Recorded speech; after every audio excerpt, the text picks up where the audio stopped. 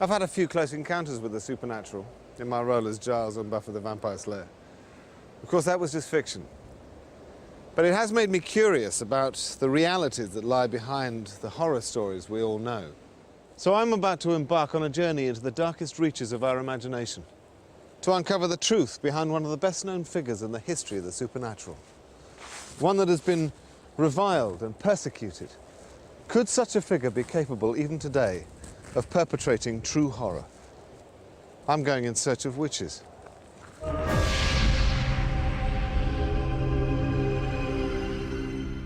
Every fairy story seems to have a witch in it somewhere. Children through the ages have been frightened by cackling hags, riding broomsticks, ready to wave a wand, weave a spell, transform them into a toad. 300 years ago, people were so fearful of witchcraft that thousands of women, men and children were tried as witches and burned at the stake. That was then. What about now?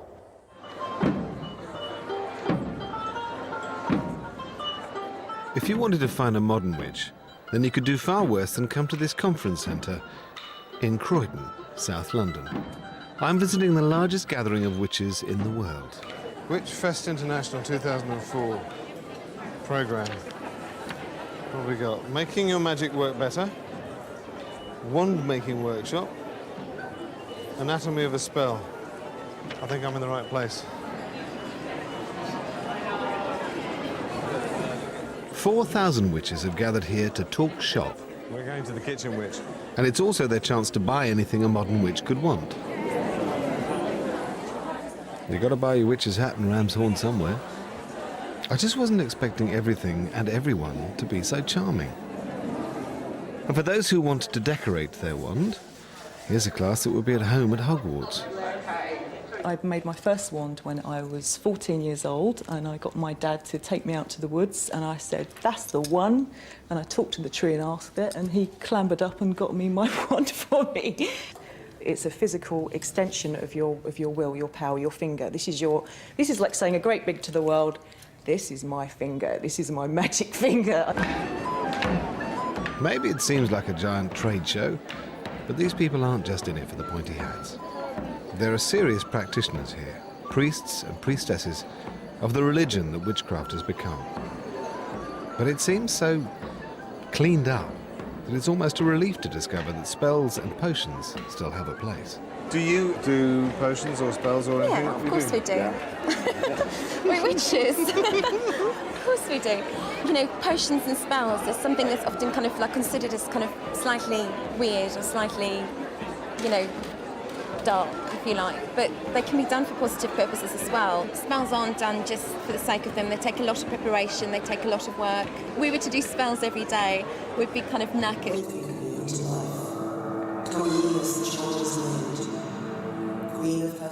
Although the witchcraft practiced here has turned its back on the dark side, throughout history, there's always been an association with evil. And it's one that hasn't gone away. On the morning of the 21st of September 2001, here on this beach, the Thames River Police made an extremely disturbing discovery. One that would eventually provide evidence of witchcraft in its most murderous form being practiced right here in the heart of London. A murder investigation is underway after the dismembered body of a boy was found in the River Thames. The child's body was recovered from the water near the Globe Theatre in London. Detectives say he was about 5.5 years old. Detective Chief Inspector Will O'Reilly was put in charge of the case. At first he thought he was dealing with an isolated child murder. Horrific, but just another statistic. Soon, he had to come to terms with something that was almost unimaginably much worse. At that stage, we had conducted our first post-mortem on the child, and it was the pathologist that raised concerns that this could be, in fact, a ritualistic murder. It was something, the injuries were something he's never seen before, and he said the body had been drained of all blood. And that started to raise our awareness in a subject, really, that none of us had considered before. When we first sought publicity on this, members of the public said, look, we've heard about some ritual murders that happen in South Africa called Muti murders. Could it be a Muti murder in London? Where did your investigation lead you? Our inquiries in this clearly pointed towards Africa, and it's to there that we went for assistance in this crime.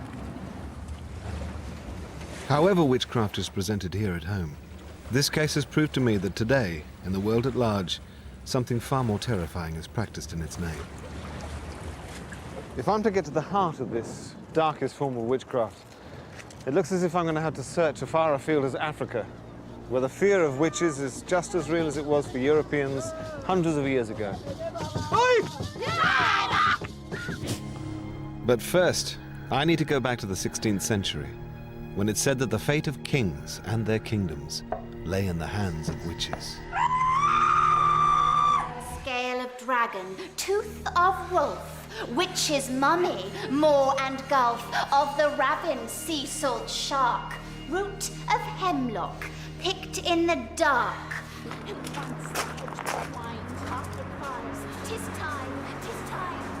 Round about the cauldron go, in the poisoned entrails throw. One of the most popular images we have of witches must come from Shakespeare's great play Macbeth. But where does his image of witches come from? And is there any more to it than just some wonderfully scary storytelling? Toil and trouble, fire burn and cauldron bubble. Peter Craze is the director of the Drama Studio London. He's taught generations of students how witchcraft was portrayed in a play that was first performed over 300 years ago. Focus on the intention of the witches, which is to wreak havoc with Macbeth's life. Okay. Literally next to the Globe Theatre, you've got bear baiting in the bear garden, the noise of the bears being torn apart and the dogs being torn apart, you know, drowning out the actors sometimes. And then across the river at the Tower, you've got beheadings and executions and heads on spikes with blood running down and all the rest of it, and then traitors being hung, drawn and quartered. Where would you say this image of witches as hags and crones comes from? Shakespeare would have seen, he might even actually attended witch trials. So he'd actually know very thoroughly what they looked like. And then when he came to translating it onto the stage, by putting it into the wonderful wilds of Scotland, he really kind of had a license to go as far as he wanted with it. What would seeing witches on stage have meant to his audience? Well, I think they'd have been quite terrified of them. And it's alleged there are actually witchcraft charms in the incantations of the witches in Macbeth. And one of the reasons that he was so accurate was because he was actually writing it for royalty. He was actually writing it for James VI of Scotland, who became James I. And James was very, very involved in witchcraft, in fact, almost fanatical about it. So it seems that the key figure who shaped our modern understanding of witchcraft lived at the very top of 16th century society. I'm told that here at Lambeth Palace there's a record of James VI's first encounter with a witch. I'm here to meet Professor Ronald Hutton, who specializes in the history of witchcraft.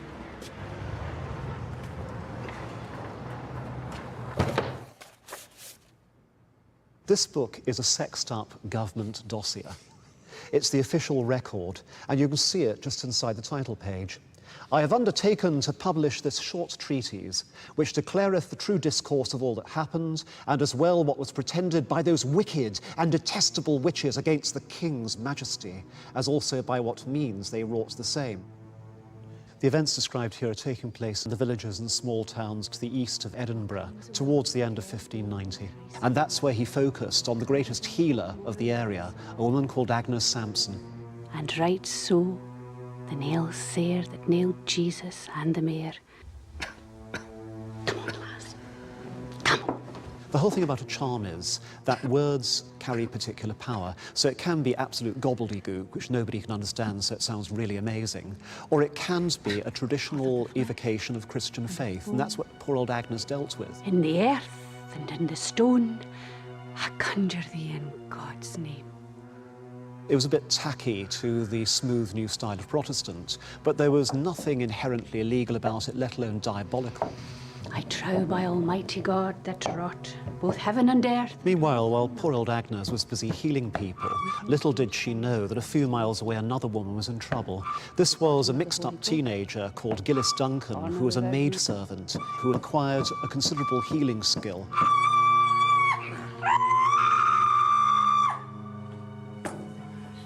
Her master had her tortured, and the poor lassie went and said she'd given her soul and body to the devil, and she began to name other women in the neighbourhood as bigger and better witches than herself. Agnes Sampson. You can see it here in the story. where immediately she accused these persons following to be notorious witches and calls them forthwith to be apprehended, viz. Agnes Sampson, the eldest witch of them, dwelling at Haddington, and so it goes on and on and on, naming these unfortunates. Here! And in the name of the king!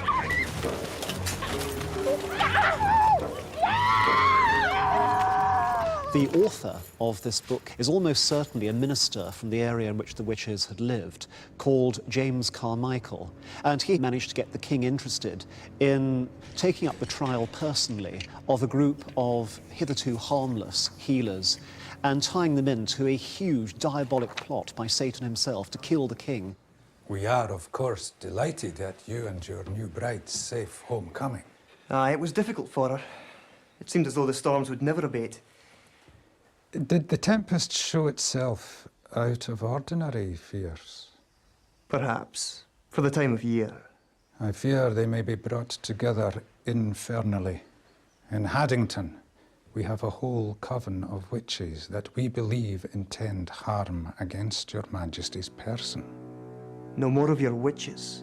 Sir, it is the devil himself would harm you. So you have her for me to see? If I may presume, there can be none more fitted to extract the truth from her.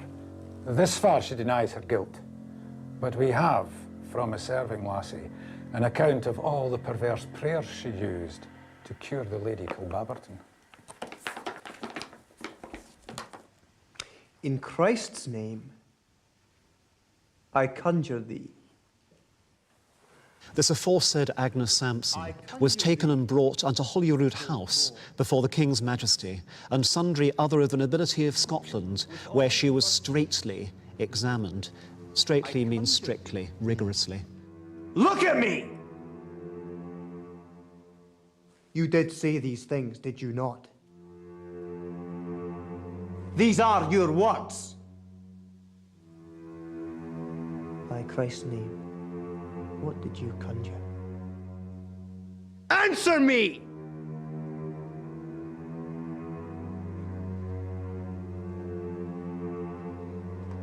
Take her away. James is a really unusual monarch in that he is a genuine intellectual, and what's more, he carries out research in his own right. And having thus turned himself into an expert witch hunter in theory, he applies the practice. And the story takes an extraordinary twist. He doesn't just become a royal judge, he becomes a royal torturer. You still have no results? Not yet, Your Majesty. Apply the screws more. It'll bring the devil to her tongue.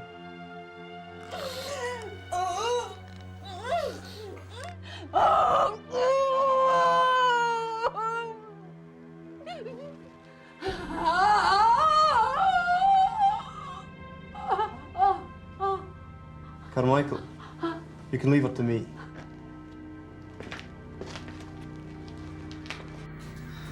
Or doth the devil choose to mark you there? What the king is looking for is the witch's mark. It hath lately been found that the devil doth generally mark them with a privy mark, lick them with his tongue in some privy part of their body, before he doth receive them to be his servants. You see, Carmichael, there is no need for shyness in these matters. The king found a privy mark of the devil somewhere in her crotch. It could be poor old Agnes had a hemorrhoid. At any rate, the result is decisive, because at that moment she breaks. She realises that now she's doomed. 200 witches we travelled to the sea. Where? North Berwick. And we were dancing. Aye, come here, ye over here. Come here, ye go. Let her up. Come here, ye go, me. Come. Oh, come here, ye go. Here. Here. Come. And then the devil came to your kirk and he lifted up his gown and we all kissed his arse, every one of us. And he did say the most ungodly exhortations against his greatest enemy. And his reason, that the King of Scotland was his greatest enemy in the world. You're a liar, woman. At this point, Agnes is being disbelieved by the king, and she seems to lose her temper, and what follows is one of the most incredible moments in the entire history of witchcraft. I wish that you did not disbelieve my words, for I know. I know what you said to your queen on your wedding night.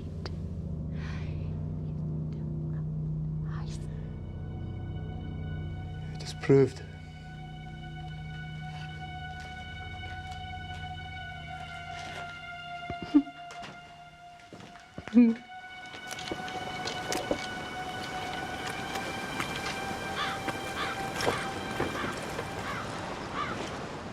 It is logically possible that Agnes Sampson was a witch, but in which case she was absolutely brilliant at magic and absolutely terrible at survival skills. Dying as she does, Agnes becomes a grim statistic. She's one of about 1,100 people put to death for the alleged crime of witchcraft in Scotland. Agnes was relatively lucky as convicted witches go. She was strangled and then her body was burned to ashes. At least they choked her before she burned, so she was spared a horrific agony.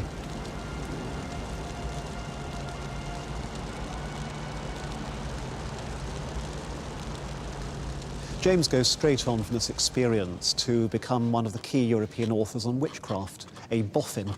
He publishes a book called Demonology, which by the standards of his time is actually very good in the sense that it's short, it's easily read by anybody, and it's a marvellously concise and clear way of explaining why you should believe in witches and how you should exterminate them.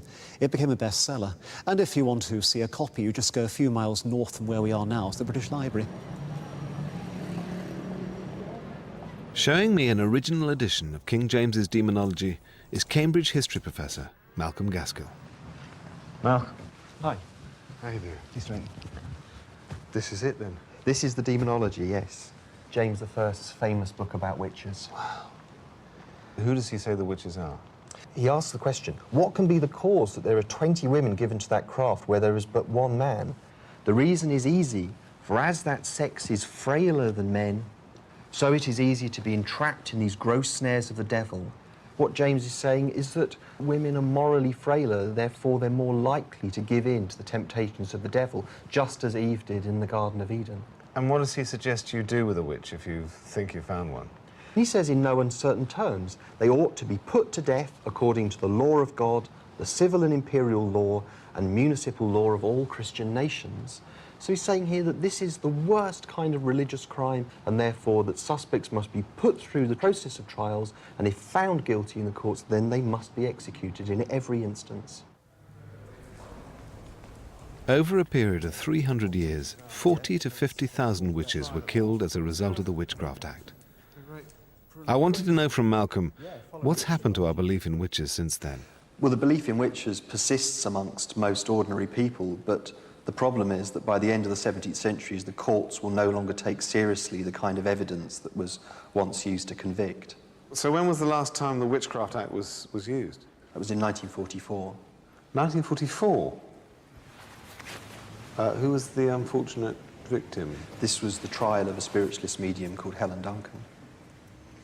Why was she tried? She was tried because she purported to conjure up the spirits of the dead, not just the voices of the dead, but actually the physical forms. Helen Duncan was a materialization medium, which is really the holy grail of spiritualist gifts and skills. It is helpful to have jolliness, yes. If we'd all sat completely silent, it's very unconducive to anything happening at all, rather like a one-sided conversation. You want a bit of cut and thrust and jollity, yes. She would sit in a closed-off cabinet area, which is just a curtain across a corner of a room, and there she claimed to build up energy known as ectoplasm, which then would come from her body. The ectoplasm fell almost like a very heavy white mist onto the floor, and then suddenly those would refine into identifiable features. And the very first spirit to appear at the beginning of every séance was Helen Duncan's spirit guide, who was known as Albert. Good evening, Albert. There's an old gentleman standing beside me that hurt his foot when he was a young lad. But then it would sort of shift from this kind of levity and comedy to pathos and sadness and tragedy as well. In wartime, a lot of people went to seances to try and find out what had happened to their loved ones. There's something else I have to tell you. A great British battleship has been sunk, the HMS Barham. She predicts supposedly that HMS Barham is sunk, which is a big British battleship on which almost 1,000 men are lost. See bodies on the water. In wartime, protecting information about shipping is, of course, an absolutely key concern, and that this is perhaps really what gets the authorities onto her. There's a séance in January 1944 where a young naval officer called Stanley Worth attends. Now, he's appalled. What he thinks there is just a conjuring show that people are actually being deceived and that their grief is being exploited for financial gain. And Stanley Worth jumps up, declares the whole thing a fraud, tries to grab hold of the spirit, grapples with the spirit supposedly, but immediately senses that actually it's just a piece of cloth.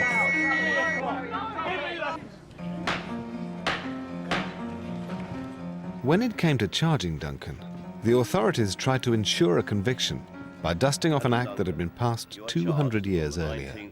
Contrary to Section 4 of the Witchcraft Act of 1735. Are you guilty or not guilty? No guilty. Be seated, please. The Witchcraft Act means, really, that Helen Duncan can't ever be innocent, because the Witchcraft Act says that it is illegal to attempt to conjure spirits.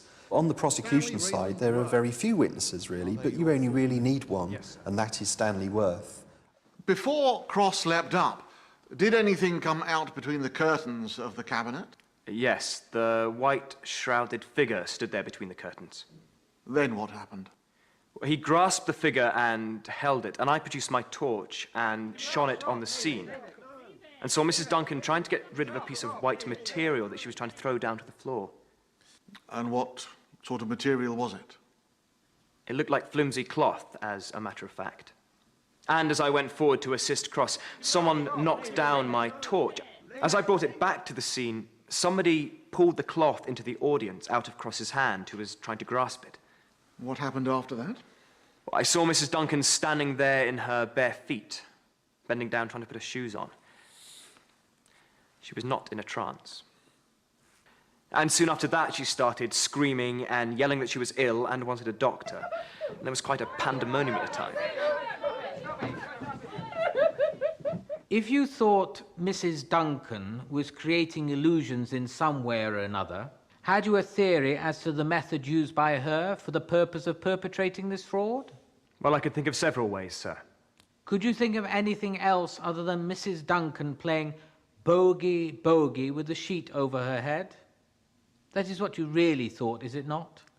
Something along those lines, sir. Could you think of anything else? I think that Loseby, the defence barrister, I think he thinks he's doing rather well, because he's persuading the court, he thinks, that Mrs. Duncan is absolutely genuine and this will get her off. Mrs. Duncan playing bogey, bogey with a sheet over her head? Yes, sir. That and no more? Oh, that is all. Members of the jury, do you find the prisoner, Helen Duncan, guilty or not guilty for conspiracy to contravene the Witchcraft Act? Guilty, sir. She breaks down in the court and she says, I've never heard so many lies in my life, and she's taken down. The judge sentences her to 9 months, of which she's set to serve 6. In 1951, the Witchcraft Act was repealed. But witchcraft didn't die with Britain's last witch. Remember the story of the torso in the Thames? To explore the darkest reaches of modern witchcraft, I'm going to have to follow a trail back to the beginning of that horrific case. Back to a continent where witchcraft is rampant and sometimes terrifying. I'm going to travel to one of the darkest regions of the world, into the minds of the Muti murderers of Africa.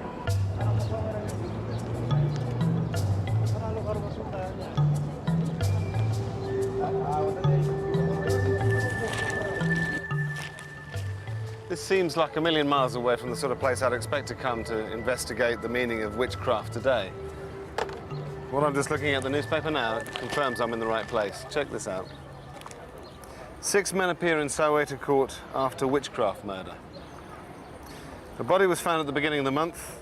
He had apparently been shot in the head several times before his chest was ripped open and heart, lungs and intestines torn out and genitals cut away. That's why when the Met Police discovered the torso in the Thames, they came here to Pretoria in South Africa to talk to the most unusual police unit in the world, one designed solely to investigate crimes of the occult. In the suburbs of Pretoria lives the man who founded that unit. He has first-hand experience of the horrors for which witchcraft is responsible. Dr. Kobus Jonker. Yes. Pleased to meet you. Nice to meet you. Can I call you Kobus? Yeah. Kobus Jonker has devoted the past 20 years of his life to tracking down crimes associated with witchcraft. He began investigating what appeared to be simple murders, but it didn't take long to realize that the practice of witchcraft was behind some of his more gruesome discoveries. What evidence have you seen that witchcraft is real and present in Africa today? I know many people don't believe in witchcraft, our white folk especially. But I can assure you that witchcraft is a reality. To give you an example, we stopped a bus in KwaZulu-Natal, in Durban, just outside of Durban. And a guy got out of the bus and he had a bag, plastic bag in his right hand. So when I said, no, I want to see what's in this bag, he was just normal, the guy. He didn't even have nerves at that time. So it was his sister's son's head in there, of 12 years old. He chopped off his nephew's head. One section of our black communities where black witchcraft plays a role, where we have to use human remains or parts for medicine purposes, for putting, for example, placing a curse on someone. We have to use human parts for doing that. When the guys from the Met came here with their pictures of the torso from the Thames, what alerted you to the fact that it might be witchcraft? I would say if you look at the wounds of the body, that's what I usually would look at first. The way, the clean cut of the body parts and the way it's been cut showed and pointed towards that this was a medicine muti killing. What is muti? Muti is another name describing medicine, or a concoction of medicine that's been mixed up with some sort of herb. If I want to find out more about muti, where should I go? I think your best place would be on the muti market down in KwaZulu-Natal in Durban area.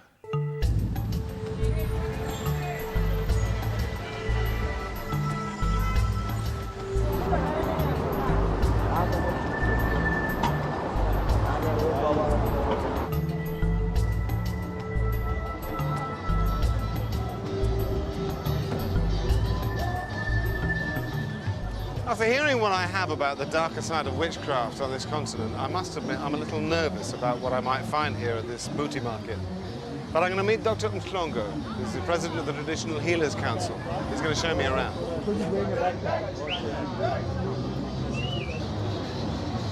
In 16th century Scotland, Agnes Sampson, the healer who died as a witch, had her own herbs and potions. But she could only dream of a place like this. Hidden amongst the Durban tower blocks and flyovers, I've been told that this is the place where traditional African healers, or sangomas, like Dr. Mhlongo, come to buy their magic potions. Dr. Mhlongo. Hello. How you doing? Anthony, Hi, how are you? Do you mind showing me around the muti market? As I'm talking to these people, because I'm seeing some herbs which are very important here. It's used to prevent lightning from striking your home. Wow. Because witch doctors are using other herbs to send lightning to you, but if you have got this one, it will not come. And it works? It works. It works. Without these herbs, we wouldn't be living, because there are so many witch doctors that want to kill our patients, wants to kill ourselves, so we always protect ourselves with these herbs. Clearly there's a battle going on here between good and evil magic. The magic potions create a very powerful medicine, But I wanted to understand how this magic works. What are these? These are snakes. No shooting. No shooting. I'm sorry. No shooting. Is there a certain animal that you would use if you were afraid, for instance? Yeah, you can take the lion bone, because the lion is not afraid of people, so you mix it with your herbs and then you become strong. Sure. Yeah. I've heard that sometimes they use human parts as well. No. Those are not traditional healers. Right. Those are witch doctors. Right. Traditional healers will only heal, but not kill. Those that use human parts are not among our members. How does it make you feel when people are trading in human parts and killing people, most especially children, it seems? I feel very much offended, and I have spoken to the police. Those are the people that need to be hanged because they kill other people's children. We are totally against that, and we will never condone it. It seems that black and white magic use similar techniques, but to very different ends. I wanted to find out more and asked Dr. Mhlongo if there was any way he could teach me. Today in the afternoon, I'll be going to the Sangoma graduation in Mapumolo. Oh. And I wonder if you could come with me because many things will be happening there. Things that I've never seen before, you'll be seeing there. Sangomas dancing, you know, drinking herbs and all those things. So a Sangoma is a healer, trained in the use of herbs and magic to protect people against disease and those who would do them harm.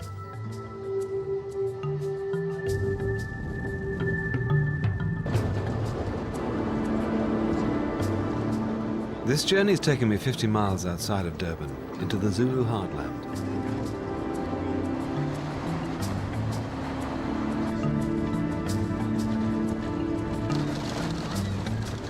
The Sangoma I'm about to visit has been waiting many months to graduate, and the ceremony is planned to last the whole weekend.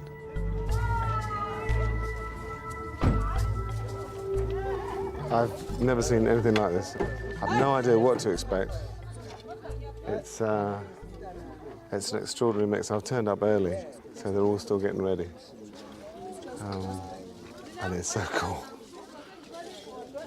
But I feel like a bit of a sort of an interloper at the moment. Well, so I should really. Kind of the odd one out.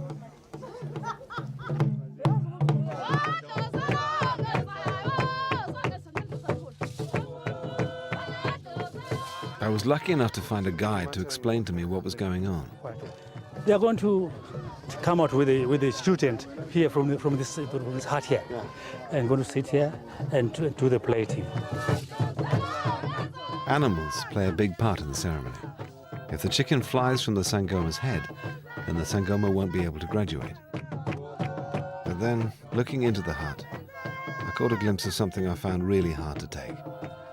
The first of what was to be many animal sacrifices.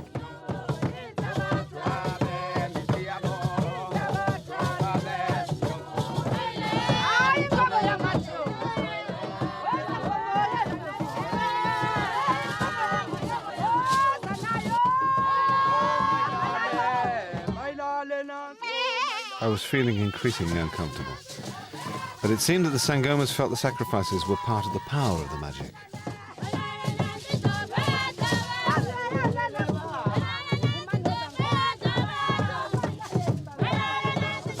The goat that I'd heard scream only a few minutes before now had a further role to play in increasing the Sangoma's witchcraft.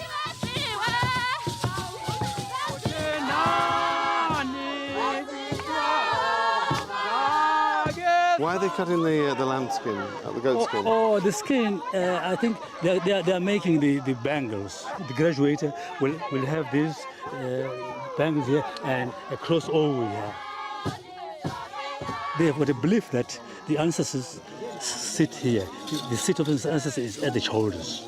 And so whenever someone comes to prophesy, she takes the and she puts it over so that they find them at the closest. Closest, not far away. Excellent. The ceremonies depicting death and rebirth also include elements of physical ordeal. Here the Sangoma has to drink the bile of the sacrificed goat.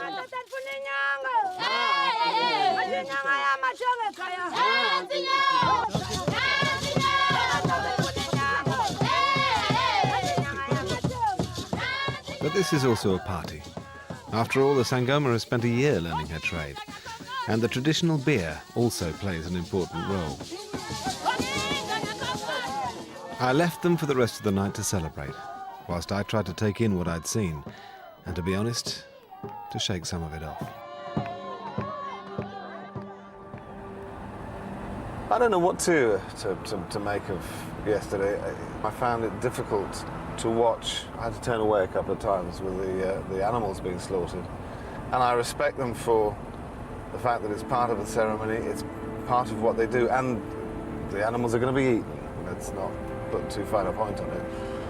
I might bring it up today and just ask about it, whether the animals have to suffer, or whether it could be done, I don't know, more humanely.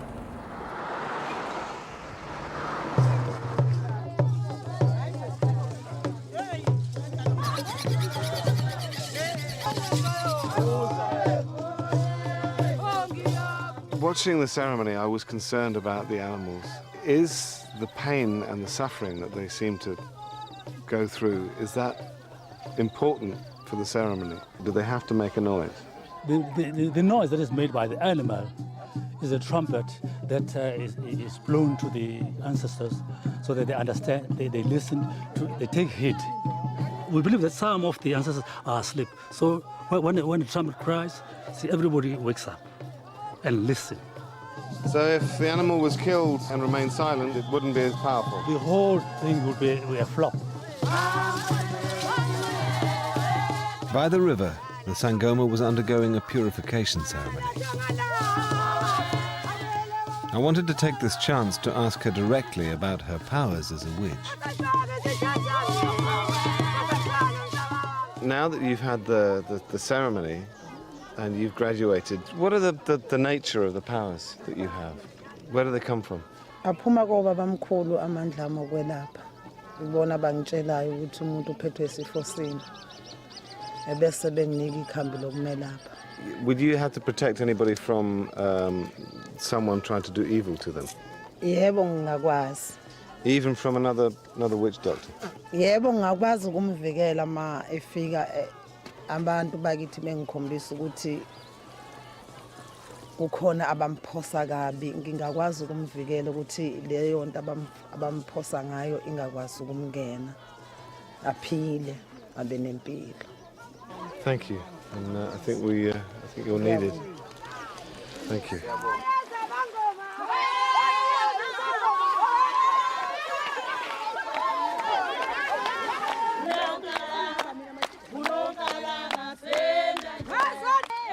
Throughout the graduation, people have talked about the ancestors. Why are they so important?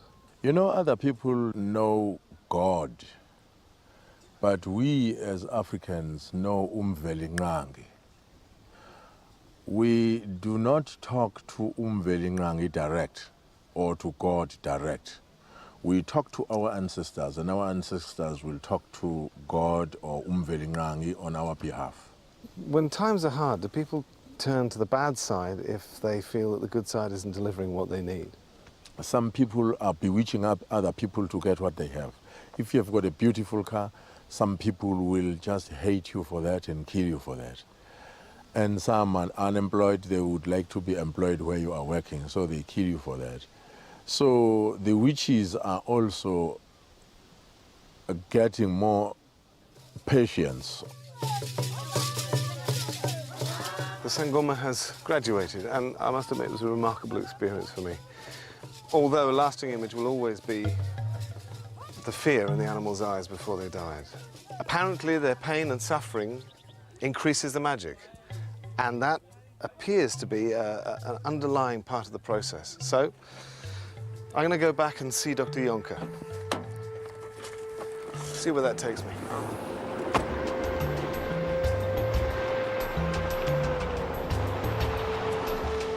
From my journey so far, I've begun to see that there must be parallels between how the Sangoma and the witch doctors create their powerful magic. Dr. Juncker has first-hand experience of the dark side, and I needed to find out more. Many Sangomas, after they've been arrested for serious crimes, that they said that they lost their powers, their medicine doesn't work good anymore, and now they have to go to the other side, to the darker side, and that's where they start to use human remains. There are specific uses for different parts of the body? Yes, they have specific uses. The tongue, they use that for you to speak much fluently in your own language. Virility, of course, there's certain parts of the woman's vagina that they use.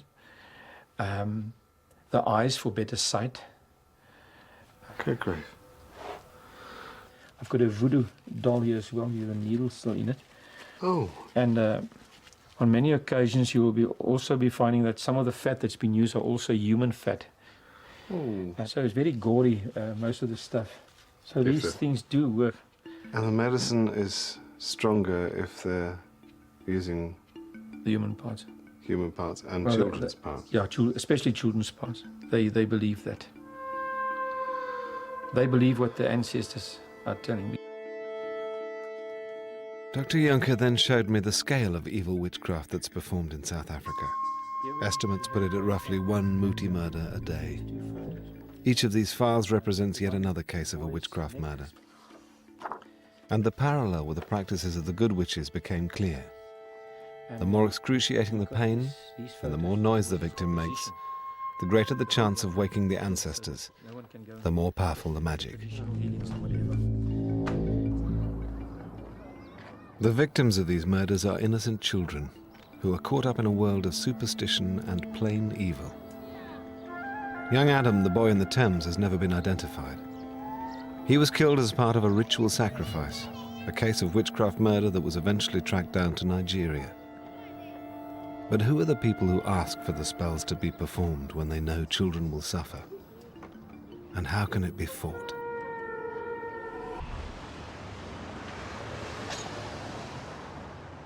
I'm here to talk to Gerard Labuschagne, a police psychologist at the front line of the fight against African witchcraft.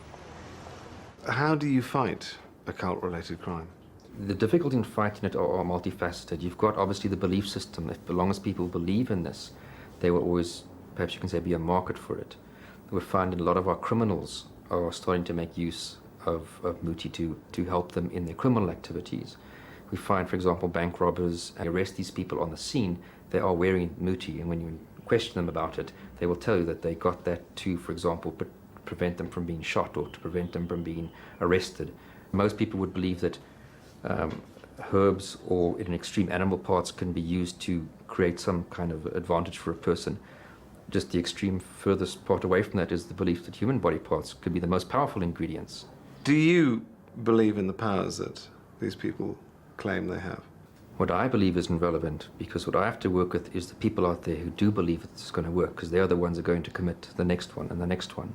So I often compare it to someone hearing voices. I know it's not true, but to them it's true, and they're going to react to those voices, and that's what's important, to understand their frame of reference, because that's what you have to work with when you're trying to solve these particular kind of crimes.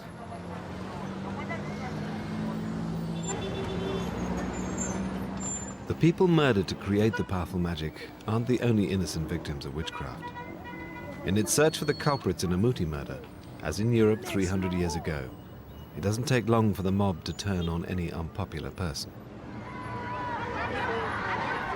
This recent news report is from the north of South Africa. A traditional healer has been accused by his community of murdering a young boy. The animals. The police regularly deal with lynch mobs who enact their own justice on those they feel are responsible for their ills. The witch hunts of today in Africa and those that took place here in Scotland 300 years ago seem like a long, long way away, in place and in time. For us in the modern Western world, witches are no longer a part of our lives, or so we might think.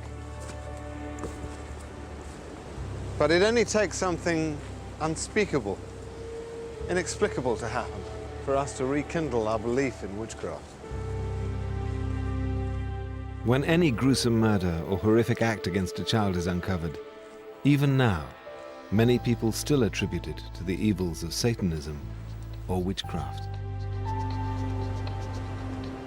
Throughout history, witches have been figures of fear. Many innocent people have become victims of irrational superstition. Outsiders falsely accused of doing the devil's work. In fact, many witches were just practitioners of alternative medicines and religion. But what I wasn't expecting to find was that now, today, there are some witches who really are doing the devil's work. In some parts of the world, the belief in witchcraft has so corrupted men's minds that hundreds of people, many of them children, are dying in a pursuit of a myth of magic. It's a troubling reminder that our darkest thoughts lie just under the surface, and it can take very little for true horror to emerge.